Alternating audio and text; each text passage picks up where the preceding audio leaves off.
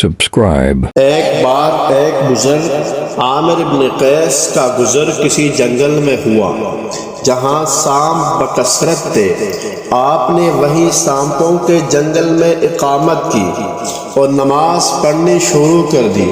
شام کے وقت ایک نصرانی عابد آیا اور پوچھا، آپ کون ہیں؟ کہا، میں ایک مسافر ہوں۔ نصرانی نے کہا، یہ جنگل سانپوں کا ہے، رات کو یہاں قیام نہ کیجیے گا، میرا مکان حاضر ہے، آپ وہاں آ جائیے، ہر قسم کی ایذا سے محفوظ رہیں گے۔ آپ نے فرمایا کہ آپ کی اس اخلاقی ہمدردی کا شکریہ، لیکن آپ اطمینان رکھیے، میرا خالق خود میری حفاظت کرے گا اور وہی سب سے بہتر حفاظت کرنے والا ہے۔ وہ نصرانی یہ جواب سن کر چلا گیا اور اپنے مکان میں جا کر سو رہا۔ آدھی رات کے وقت اتفاقاً اس کی آنکھ کھل گئی اور چت پر گیا۔ عامر ابن قیس رحمۃ اللہ علیہ کو دیکھیے قدرت خداوندی کا عجیب تماشا نظر آیا۔ وہ نماز پڑھنے میں مصروف ہے اور ایک شیر ان کے پاس بیٹھا ہوا پہرا دے رہا ہے اور ایک سپاہی کی طرح ٹہلتا جا رہا ہے۔ جب آپ نماز سے فارغ ہو گئے تو شیر کو مخاطب ہو کر کہا، سمجھ میں نہیں آتا کہ آپ میرے لیے یہ پہرا کی تکلیف کیوں گوارا کر رہے ہیں؟ معاف فرمائیے، مجھے آپ کی حفاظت کی ضرورت نہیں، ہاں جو کچھ میرے لائق کام ہو شوق سے فرمائیے، ورنہ رخصت ہو جائیے، ناحق میری نماز میں خلل انداز نہ ہو۔ یہ سنتے ہی شیر سلام کر کے دم ہلاتا ہوا چل دیا۔ نصرانی عابد نے جب ان کی یہ کرامت دیکھی تو حیران رہ گیا اور تعجب سے پوچھا، آپ کیا مذہب رکھتے ہیں؟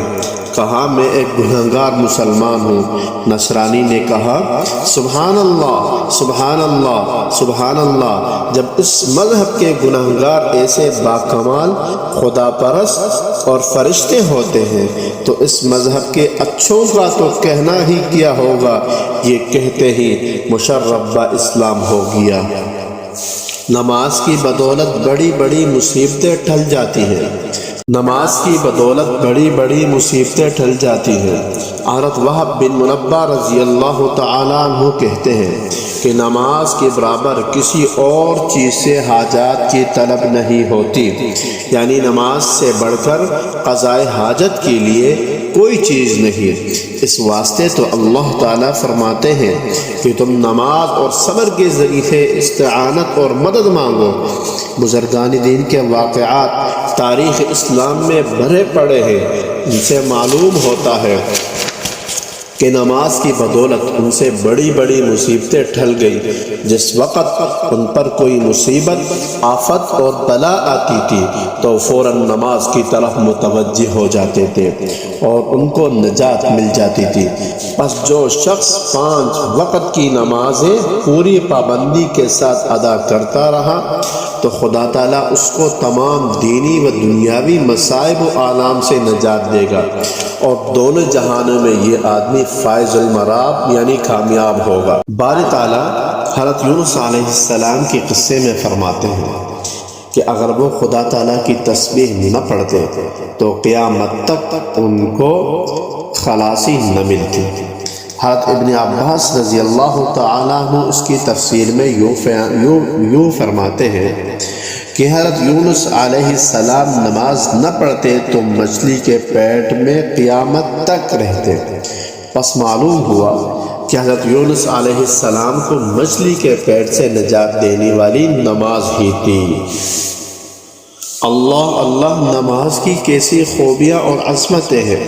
سچ پوچھو تو دنیا میں اس سے بڑھ کر کوئی خوبی اور نیکی نہیں۔ جس نے نماز کی پابندی کی اس نے دونوں جہانوں کی بھلائیاں اور خوبیاں حاصل کر لی۔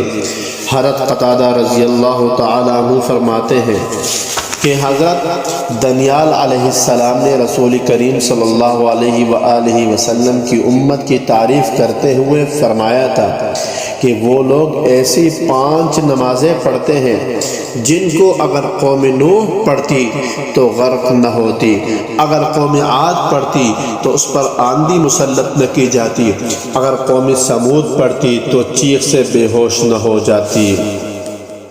خلاصہ یہ ہے کہ نماز تمام نیکیوں، بھلائیوں اور سعادتوں کا خزانہ اور تمام اعمال و عبادات سے افضل و اکرم ہے۔ اللہ تعالی ہم سب کو 5 وقت کی نماز پڑھنے کی توفیق عطا فرمائے۔